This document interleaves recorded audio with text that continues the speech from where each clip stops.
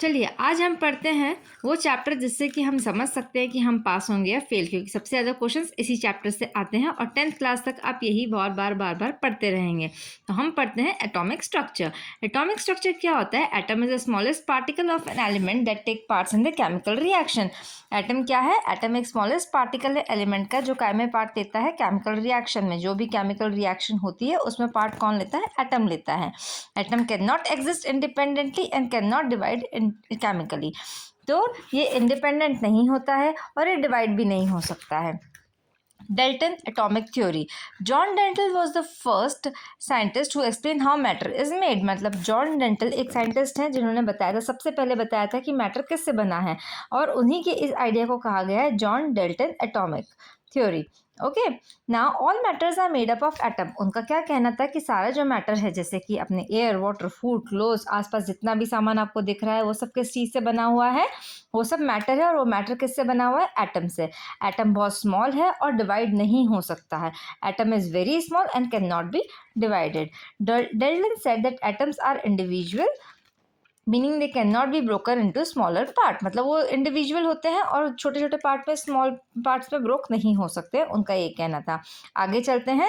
All atoms are of the same element are exactly alike. और सारे atoms जो एक ही एलिमेंट के होते हैं वो एक जैसे होते हैं, डिफरेंट एलिमेंट के डिफरेंट होते हैं। लाइक ऑक्सीजन एटम होगा तो सारे ऑक्सीजन एटम सेम होंगे, गोल्ड एटम होगा तो सारे gold atom same.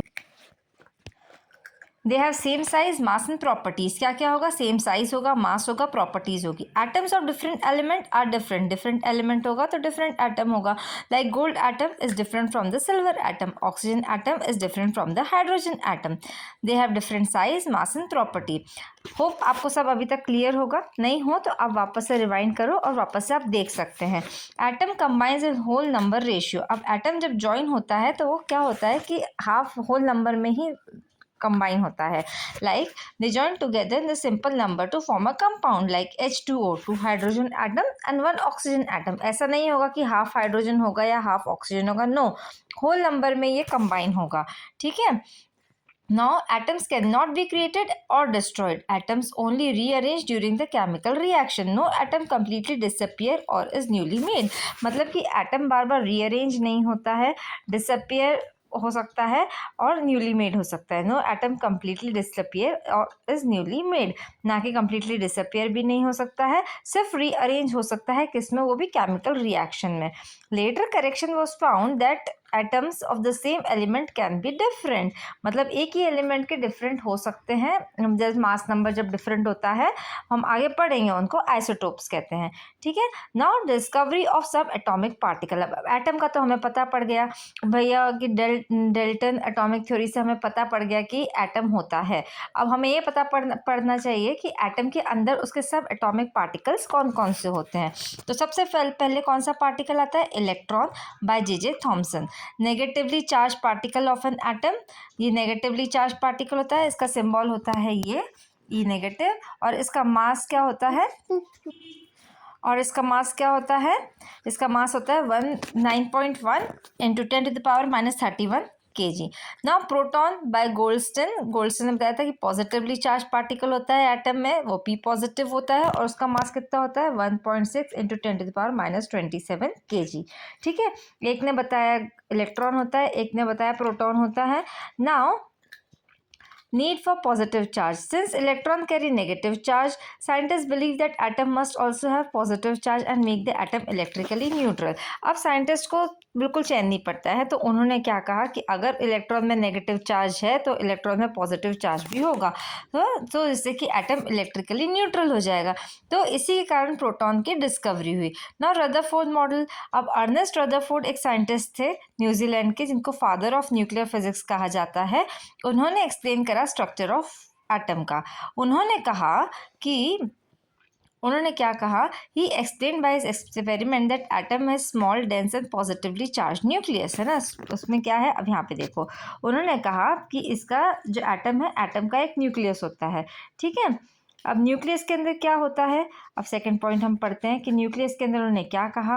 Proton are present inside the nucleus, electron revolve round the nucleus. मतलब प्रोटॉन न्यूक्लियस। अब उन्होंने कहा कि एक न्यूक्लियस है, ओके, एक न्यूक्लियस है, न्यूक्लियस के अंदर प्रोटॉन्स हैं और इलेक्ट्रॉन्स जो है वो आसपास आसपास घूम रहे हैं, लेकिन एक ऑर्बिट में घूम रहे हैं। ओके, उन्होंने ऑर्बिट नहीं कहा था, बट उन्होंने कहा था कि प्रोटॉन्स आसपास घूम रहे हैं। Most of the volume of the atom is empty, nucleus contain almost entire mass of the atom. मतलब उन्होंने कहा था कि न्यूक्लियस में सारा मास होता है, उसके आसपास बहुत सब कुछ एम्प्टी रहता है, उसमें मास बहुत नेग्लिजिबल रहता है। Now Bohr's model of an atom.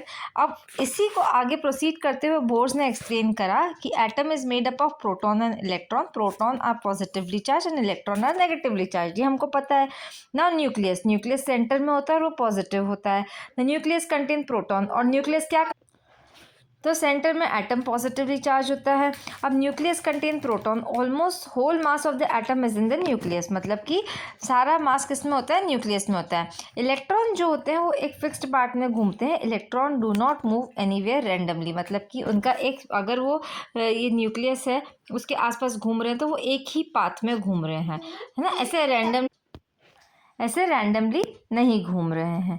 Okay, they move around the nucleus in fix path, circular path called orbit and shells. ठीक है, नेम ऑफ द शेल क्या क्या दिए थे उन्होंने, के, एल, एम और एन शेल दिया था, एंड 1 2 3 4। ओके, ये आप देखो इसमें डायग्राम में, के, एल, एम और N shell. Okay, and 1 2 3 4। Okay, so capacity of each shell, एक शेल में कितने इलेक्ट्रॉन्स होते हैं, के शेल में कितने रहेंगे, 2 इलेक्ट्रॉन्स रहेंगे, एल में 8 रहेंगे, एम में 18 और एन में 32 रहेंगे। Okay, so now energy of shell, energy, each shell has a fixed amount of energy. Shell closer to the nucleus have minimum energy, जो shell nucleus के जैसे पास तो उसमें minimum energy, और जितना जितना दूर जाते रहेंगे energy increase होती जाएगी। mass of an electron, mass of an electron negligible होता है, क्यों, क्योंकि न्यूक्लियस में, एटम के न्यूक्लियस में सारा मास होता है, तो इलेक्ट्रॉन का मास निग्लिजिबल होता है। Now discovery of neutron, now फिर अब न्यूट्रॉन भी बचा था, तो इन 1932 James Chadwick discover a new particle in the atom, एक नया पार्टिकल दिखा जिसमें चार्ज नहीं होता है, उसको न्यूट्रॉन कहते हैं। Neutron is represented by symbol N, और वो किससे रिप्रेजेंट करते हैं, एन से। अब न्यूट्रॉन की प्रॉपर्टी क्या होती है, दे हैव नो पॉजिटिव और नेगेटिव चार्ज। न्यूट्रॉन मतलब न्यूट्रल, उसका ना पॉजिटिव चार्ज है ना नेगेटिव चार्ज है। उसका मास कितना है, 1.67 इंटू 10⁻⁻27, जितना वो प्रोटॉन का मास है वही मास उसका न्यूट्रॉन का भी है। Therefore neutron mass is also taken as 1 atomic mass unit. Now 3 particles of an atom क्या क्या प्रूव हो गए, प्रोटॉन हो गए that are positively charge inside the nucleus होते हैं, electrons negatively charged move around the nucleus in fixed path called energy shells, and neutrons no charge, same mass as proton present inside the nucleus.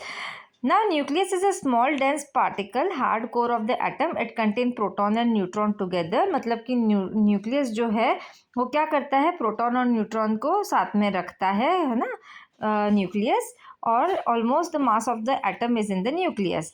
Now electron moves around the nucleus in fixed circular path, they are called path are called energy shells or orbit। उस path को क्या कहते हैं, energy shell या फिर orbit, और shells are named as K, L, M, N और 1 2 3 4। now quick summary, electron Thomas ने करा था, proton Goldstein, nucleus Rutherford, neutron Chadwick, shells Bohr ने दिया था, एटॉमिक थ्योरी डेल्टन। अब इसका आगे का पार्ट हम दूसरे पार्ट में पढ़ेंगे। आपको कंटेंट अच्छा लगा हो तो लाइक से शेयर सब्सक्राइब करो, और कमेंट करके बताओ कि इसके आगे हम क्या पढ़ेंगे।